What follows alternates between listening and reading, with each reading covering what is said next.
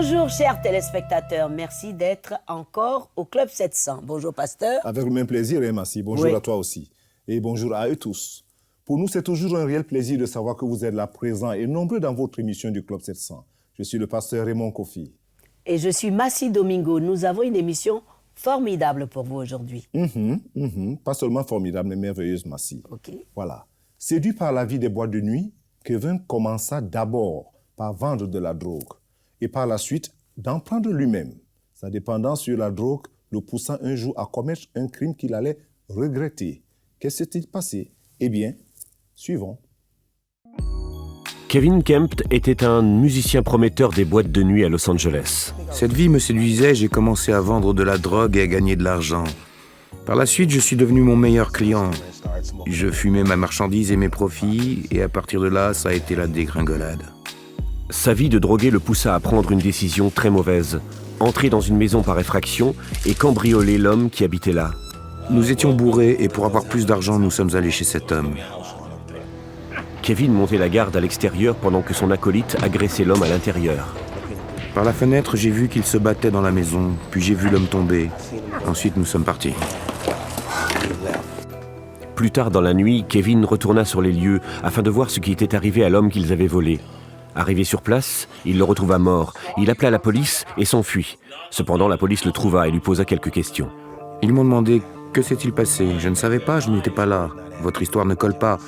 Vous nous cachez quelque chose, vous devez nous en dire plus. Kevin finit par avouer le meurtre, même si ce n'était pas lui qui avait tué l'homme. Il se sentit responsable puisque c'était lui qui avait imaginé le cambriolage.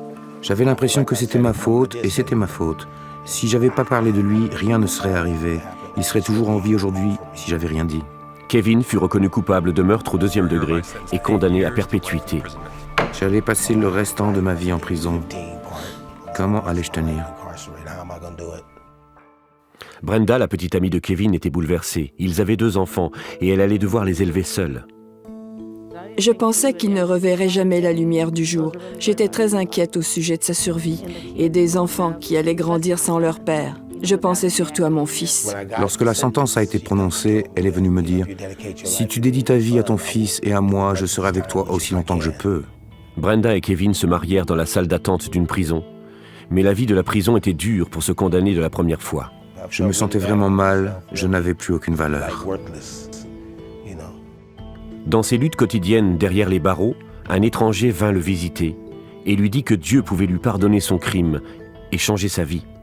Je me rappelle lui avoir dit « Mon vieux, j'ai tout raté, c'est fini. » Je prenais les 10 commandements littéralement « Tu ne tueras point. » Mais l'homme lui parla de Jésus.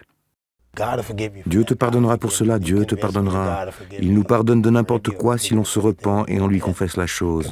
Et il m'a aidé à faire la prière de repentance. Kevin se mit à fréquenter les études bibliques de l'aumônier de la prison. Au début, c'était pour sortir de ma cellule, mais après, j'ai vraiment commencé à connaître Dieu au travers de la lecture de sa parole. J'ai compris ce qu'est le salut et la nouvelle naissance. Kevin décrocha un diplôme et finit par assister l'aumônier. Cependant, alors que dans la prison il faisait connaissance avec des chrétiens, chez lui, sa famille volait en éclats. Je me posais des questions. Qui suis-je? Qu'est-ce que je veux? Pourquoi est-ce que je fais tout cela? Est-ce que je le fais pour moi, pour les enfants, pour Kevin? J'ai été arrivée à un carrefour de ma vie. J'aimais vraiment mon mari, mais j'avais le sentiment que je ne pouvais plus supporter tout ça. Après 7 ans de mariage, ils divorcèrent, mais Kevin refusa d'abandonner. Je gardais toujours à l'esprit que j'allais me remarier avec elle. Après mon moment de déprime, je savais que j'allais me remarier avec elle une fois sorti. Kevin fit 19 ans de prison avant d'être libéré pour bonne conduite. Là-dedans, je suis devenu un homme de Dieu en prison. Si vous pouvez vous accrocher à Dieu, lui faire vraiment confiance et savoir qu'il peut changer votre vie, vous pouvez tenir le coup. Kevin tint la promesse faite à Brenda. Nous avons parlé et décidé de recommencer à nous voir, mais à faire les choses convenablement cette fois. Vous savez, pas de relation précoce, mais faire les choses comme Dieu le veut. C'est ce que nous avons fait. Nous nous sommes fréquentés pendant 6 mois, puis nous nous sommes remariés. À présent, la vie est belle. Nous sommes à nouveau ensemble. Nous allons dans la même église. Kevin a monté un groupe de gospel appelé Rédemption. La plupart de ses membres sont d'anciens détenus. La musique est secondaire en fait.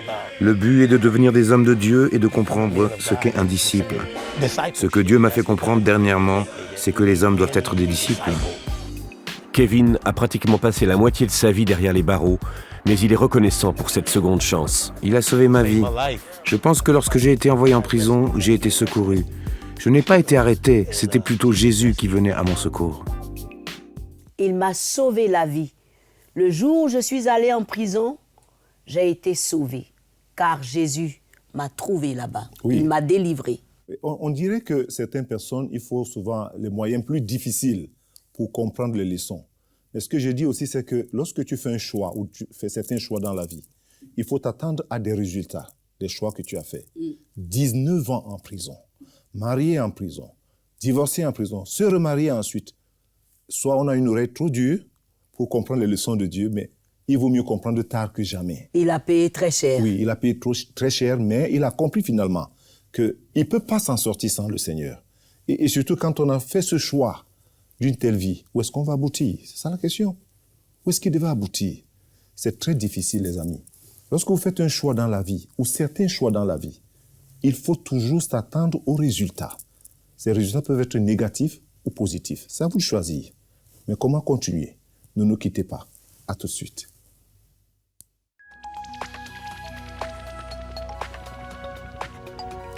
Si vous avez des questions spirituelles, des besoins de prière ou même si vous avez besoin de conseils, n'hésitez pas à nous contacter aujourd'hui à cette adresse ou au numéro suivant. Nos conseillers sont là pour vous aider. N'oubliez pas, nous sommes là pour vous.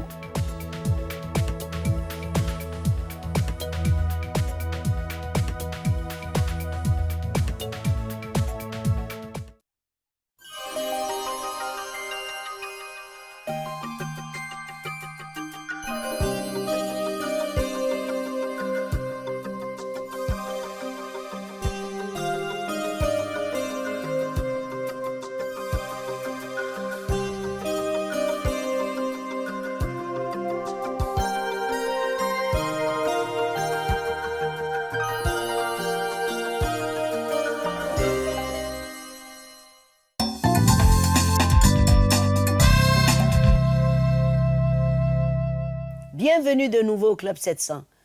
Isabelle avait une vie maussade. En fait, elle était déprimée et elle ne comprenait surtout pas pourquoi. Mais bientôt, elle allait retrouver le remède. Regardez.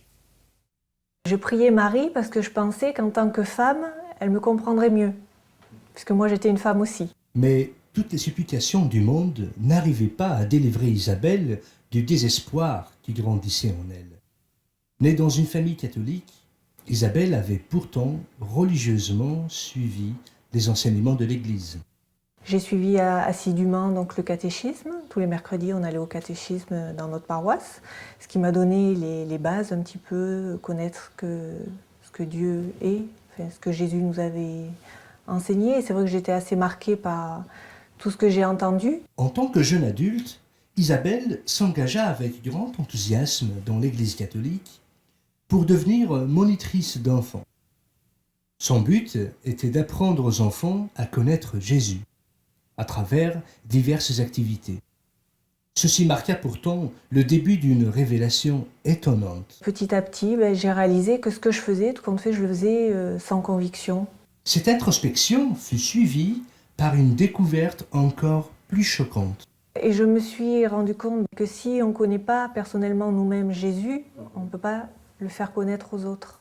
Isabelle commença alors à perdre son goût pour la vie. J'ai passé une période vraiment de déprime, je pleurais souvent, je dormais plus la nuit, j'étais très très mal. Et à ce moment-là, un jour que j'étais dans la cuisine, où ma sœur était là ce jour-là, je me rappelle, on était en train de faire la vaisselle. Elle me dit, tu sais, Marie-Christine, Marie-Christine c'est ma belle-sœur, va se faire baptiser. Cette nouvelle prit Isabelle par surprise.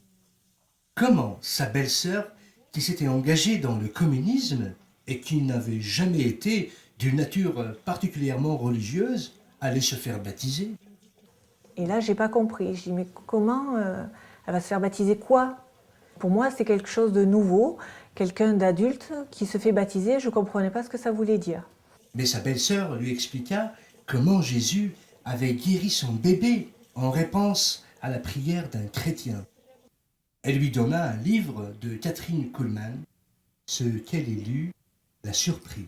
Quand j'ai lu ce que Dieu faisait encore de nos jours, que les miracles, c'était pas uniquement au temps de Jésus, c'était pas de l'histoire ancienne, mais ça, on les voyait encore de nos jours, j'ai vraiment été surprise et étonnée. Pour moi, c'était un Dieu lointain, mais il répondait pas. Et là, quand j'ai lu ce livre et que j'ai vu que Dieu agissait encore de nos jours, ça m'a beaucoup interpellée. Et à ce moment-là, c'est vrai que j'ai voulu en savoir plus. Donc je me suis acheté une Bible. Un jour qu'elle se sentait particulièrement déprimée, elle rentra dans sa chambre pour prier. Et voilà qu'à sa grande surprise, J'ai senti vraiment une grande joie, j'ai senti la paix qui venait en moi. elle comprit alors que Dieu s'intéressait à elle en particulier. Et le lendemain matin, donc quand je me suis réveillée, j'ai vu une grande lumière dans ma chambre et j'ai senti la présence de Dieu comme jamais j'avais connu. J'ai senti vraiment une grande joie, j'ai senti la paix qui venait en moi. Et ce jour-là, j'ai dit, Seigneur, je te donne ma vie. Et là, j'ai réalisé que Marie, ce n'était pas une déesse, ce n'est pas quelqu'un qu'on doit prier, mais c'était une femme qui aimait Dieu. Et par sa fidélité à Dieu, elle a été choisie pour porter Jésus. Mais ça aurait pu être n'importe quelle femme. Isabelle retrouva sa joie de vivre. À partir de ce moment-là, elle ne souffrit plus de dépression. Elle arrivait de nouveau à très bien dormir. Cependant, la grâce du Seigneur ne s'arrêta pas là. Il continua à lui faire preuve de son grand amour. J'avais un problème de dos, c'est-à-dire que j'arrivais plus à me pencher en avant, j'avais très très mal. Et donc un jour j'ai demandé à ce qu'on prie pour moi et instinctivement j'ai été guérie. Et les miracles continuèrent. D'abord physiques, ensuite émotionnels. Un jour, alors que je revenais de faire des courses en ville, il y avait un message sur le répondeur comme quoi mon père était décédé. Donc ça a été quelque chose de très brutal, une mort un peu subite, qu'on n'attendait pas. Et ça m'a fait un choc, ça fait comme une cassure en moi, c'est-à-dire qu'il y a même des choses que je n'arrivais plus à faire. La seule chose qu'elle parvenait à faire était de prier. Et ce jour-là, vraiment, le Seigneur m'a guérie. Il m'a guérie de mon deuil, m'a fait du bien. Enfin, je sens que ce poids qui était en moi, cette tristesse, cette cassure qui avait été faite dans ma vie, a été guérie. Isabelle est aujourd'hui avec sa famille. Une membre active de la chorale et animatrice d'activités pour enfants. Cette fois-ci, sa conviction est ferme. Que Jésus est vivant, il est mort mais il est ressuscité, donc il est encore vivant, donc il agit encore aujourd'hui. Et notre vie, elle n'en dépend encore aujourd'hui. Un peu d'histoire, les amis. Le péché d'Adam eut pour conséquence le péché de son fils Caïn, qui tua son frère Abel par jalousie et par amertume. Ce Caïn est l'ancêtre de la civilisation urbaine. Et il a eu pour fils Enoch, qui lui avait bâti une ville avec un sol déjà rouge, du sang de son oncle. Et cette ville bâtie par Enoch, sur ce sol contenait déjà tous les ingrédients du monde moderne que nous connaissons, tels que les voyages, la musique, l'art, le travail du métal, la vie politique bien organisée, et qu'est-ce qu'on peut encore dire? La domestication des animaux. En fait, tout ce qu'on peut imaginer dans cette ville. Et c'était vraiment impressionnant. Seulement, elle se reposait sur un sol déjà meuble, si vous voulez, c'est-à-dire un sol qui était déjà occupé.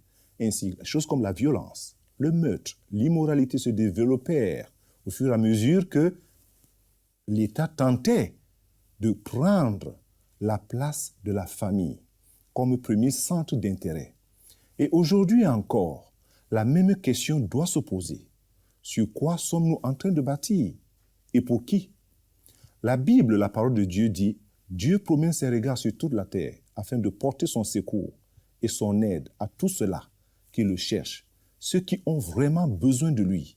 Ou encore, n'aimez point le monde ni les choses qui sont dans le monde, nous disent les Écritures, car le monde passe et toutes ses richesses. Son prestige, il est comme un héritage dont on n'hérite finalement rien.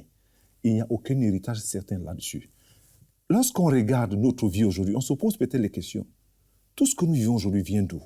Je l'ai dit tantôt au début de ce ministère, que lorsque Enoch avait bâti sa ville, il avait bâti cette ville posée sur un sol rouge du sang.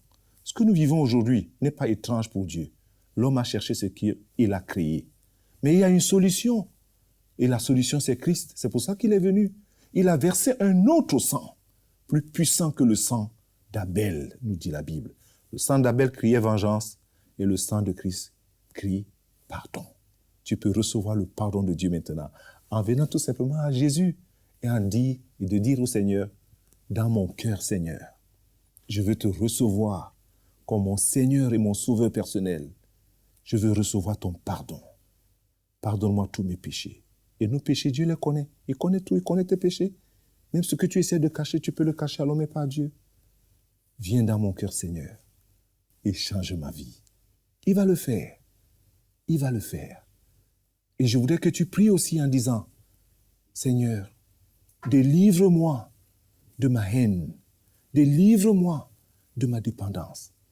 Massia dit tantôt que Dieu est notre Père. Il est notre Père. Ce Père qui t'écoute là où tu es en ce moment. Parle-lui simplement. Ouvre-lui simplement ton cœur. Et la guérison, et la santé, et la paix, et la joie vont prendre place en toi. Parce que Jésus-Christ est vivant. Il était mort, mais il est ressuscité. Et il vit. Pas seulement dans les airs, il vit dans les cœurs. Il veut vivre dans ton cœur. Sois béni. Si tu fais le bon choix, sois béni. Merci, pasteur. Merci, merci. Mes amis, j'espère que vous avez pris note. C'est très, très fort ce qu'il vient de dire.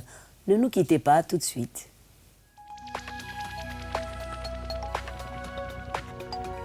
Si vous avez des questions spirituelles, des besoins de prière ou même si vous avez besoin de conseils, n'hésitez pas à nous contacter aujourd'hui à cette adresse ou au numéro suivant.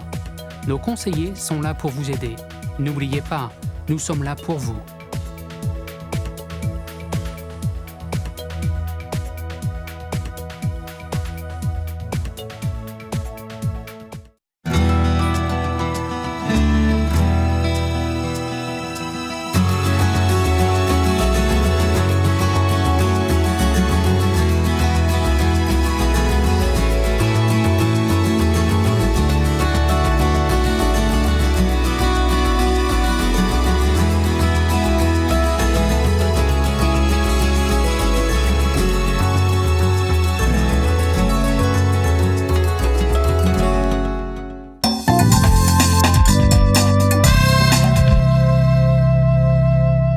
Bienvenue de nouveau au Club 700. Comme d'habitude, nous avons vos questions et le pasteur va y répondre. Prêt, pasteur? Oui, je crois. Oui. Bon. Première question. Mon défunt papa fut guérisseur. J'ai pratiqué vraiment tout ce qui était sorcellerie, culte des ancêtres.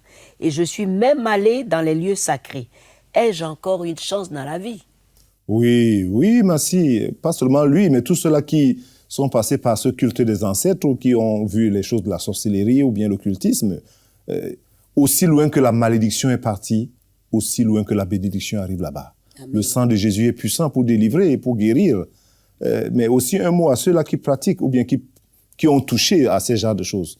Il faut savoir que ces choses ne sont pas aussi innocentes qu'on pense, ou certaines personnes le pensent. Le culte des ancêtres ou certaines pratiques occultes dans lesquelles les gens sont souvent engagés et penser en tirer bénéfice ou bien certains pouvoirs. C'est de la pure manipulation. Jésus est plus puissant. Jésus est vainqueur. Il a vaincu Satan. Donc, il y a de l'espoir. Amen. Et il y a de l'espoir pour eux tous. Très bien. Alors, une autre question. Cher pasteur, la loi donnée à Moïse est-elle valable pour nous aujourd'hui? Ça, c'est une question très théologique. Et c'est aussi la question dont plusieurs personnes se posent aujourd'hui, même les chrétiens. Nous ne sommes plus sous la loi, nous sommes sous la grâce. Mais pour que la grâce ait son effet, il faut l'accepter. Sinon, tu es toujours sur la loi. Sinon, il faut bien assumer la loi si tu n'entres pas dans la grâce. Mais ce n'est pas parce que nous sommes dans la grâce qu'on va de l'autre côté rejeter la loi. La Bible nous dit que nous étions sous la garde de la loi. Maintenant que la grâce est venue, on n'est plus sous la loi, mais nous respectons la loi. Tu ne tueras pas. Oui, ça c'est toujours écrit. Valable. Oui, c'est toujours valable. Et bien d'autres choses. Mais il faut savoir que la loi donnée à Moïse s'est accomplie dans le Seigneur Jésus-Christ. C'est en Christ que cela s'est accompli. Alors, ceux-là qui ont reçu Christ comme leur Seigneur et leur Sauveur personnel, ils sont libérés de la loi. Ça veut dire qu'ils n'ont pas rejeté la loi. Je ne veux pas dire qu'ils ont rejeté la loi. Ils sont libérés de la loi de la loi. C'est très théologique peut-être. Très bien. C'est ça. Bonjour, pasteur. J'aimerais savoir si les films pornographiques sont un péché, même si on ne pratique pas. De façon très radicale, il faut dire que c'est un péché. Ah bon? Oui, c'est un péché. Le psalmiste dit dans un des versets, dans un psaume, « Je ne mettrai rien de mauvais devant mes yeux. Je ne mettrai rien devant mes yeux. » Et la Bible nous enseigne que le péché est entré d'abord par les yeux. C'est vrai que le cœur a convoité, mais il a fallu que Ève ait vu. La Bible dit qu'Ève vit que le fruit était agréable à la vue. La vue. Ce que tu vois avec tes yeux se dirige dans ton cœur. Le danger, c'est de croire que ce que je vois avec mes yeux, ça n'arrive pas dans mon cœur. Non. Tout ce qui nous guette vise le cœur. Une fois que tes yeux sont braqués sur ce qui est mauvais, ça se dirige dans ton cœur. Et une fois que c'est dans le cœur, tu es prisonnier. Alors, pasteur, on continue avec les questions. Le péché existait-il depuis la création de l'homme? Si oui, pourquoi? La Bible dit que Dieu a créé les hommes droits, mais les hommes ont cherché beaucoup de détours. Dieu avait créé les hommes droits. Parfait. Oui, parfait. Parfait, oui, mais innocents, ils étaient innocents. Mais les hommes ont cherché beaucoup de détours. Alors, lorsque la personne pose la question, est-ce que le péché existait-il depuis la création? Non, ce n'était pas depuis la création, parce que la Bible nous dit que quand Dieu a créé tout, il vit que tout était bon. Donc, au début, tout était bon. Il n'y avait pas le péché, il n'y avait pas le mal. Mais nous sommes allés chercher le mal et nous l'avons introduit dans la vie que Dieu nous avait donnée, cette vie qui était bonne, qui était parfaite, qui était innocente. L'homme est allé chercher le mal et l'a introduit. La même chose s'applique encore aujourd'hui, Massi, parce qu'il faut que les gens le comprennent très bien. Les gens pensent que le péché, c'est souvent un accident ou parce que Dieu le savait. Faisons très attention. C'est Dieu. Celui qui aime ne soupçonne pas le mal. Nous l'avons introduit dans notre vie et il est dans notre vie. C'est ça le problème. Comment s'en sortir? La réponse est Christ. Le confesser. J'ai toujours l'habitude de dire qu'il y a une zone de confort que Dieu aime. C'est ce cœur qui est disponible à dire au Seigneur, je reconnais que je suis un pécheur. Je suis né pécheur. Tout le monde est né pécheur. La Bible dit que tous sont péchés et sont privés de la gloire de Dieu. Mais ils sont gratuitement justifiés au moyen du sang de Jésus. Voilà la sortie, la voie de sortie. C'est ça la voie de sortie. Oui, et de la délivrance aussi. Ah, que Dieu est bon. Tout à fait, Bassi. Je suis étudiante, je n'arrive pas à me libérer de la fornication et du mensonge. Que faire? Ouais, c'est toujours les mêmes questions qui reviennent, mais c'est bien. Elle n'arrive pas à se libérer de la fornication et du mensonge. Il faut se tourner vers le Seigneur. Il faut d'abord reconnaître sa dépendance. Comme elle? Oui, comme elle, à ce péché, ou à ses vices, ou à ces choses. Et crier à Dieu. Personne ne peut changer l'autre. C'est Dieu qui... C'est le pourquoi de ces émissions. Nous montrons ces témoignages, les histoires des autres personnes qui étaient liées, qui étaient possédées, qui étaient dans des emprises difficiles. Et lorsqu'ils ont crié à Dieu, lorsqu'ils ont eu confiance au Saint-Esprit, lorsqu'ils ont cru par la foi que Dieu les aime, que l'amour de Dieu est inconditionnel. Et que Dieu les aime tels qu'ils sont. Mais que Dieu n'aime pas leur péché. Voilà, c'est tout à fait. Voilà. Merci beaucoup, Massi. Ça, c'est très important. Oui. Dieu les aime tels qu'ils sont. Et il est venu pour eux. Lorsqu'on crie à Dieu, à partir de cet état de cœur, vraiment, la délivrance est disponible. Et le Seigneur est bon. Il est vraiment amoureux. Donc, elle peut croire, elle peut crier à Dieu qui délivre. C'est ça. Et accepter le salut gratuit de Dieu. Il est vraiment gratuit, Massi. Vraiment. Tout à fait gratuit. Ah, merci pour toutes ces Merci questions aussi. et toutes ces réponses d'ailleurs. Merci. Merci à vous pour toutes vos questions. Continuez à nous écrire. L'adresse est sur votre petit écran. N'hésitez surtout pas. Et puis visitez-nous, le club700.info. Nous allons vous quitter avec ce très beau cantique en espérant que vous avez été bénis. C'est notre souhait. Merci, pasteur. À Merci. bientôt. Avec le même plaisir, hein, toujours. Au revoir. Que le Seigneur vous bénisse. Yeah.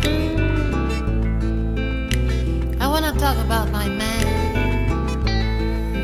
And this man is a lovely and cheerful and wonderful man. His eyes were so full of love, shining when he's looking at me. And I want to sing his name, sing his love. 'cause never he let me down. Yeah.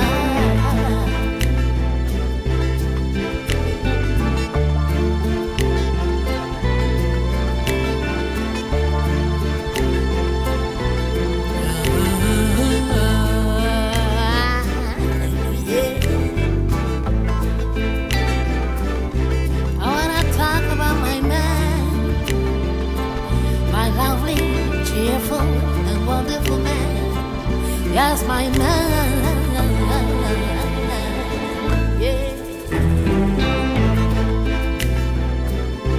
'Cause I was so full of love, shining when I'm looking at me, and I love him so much.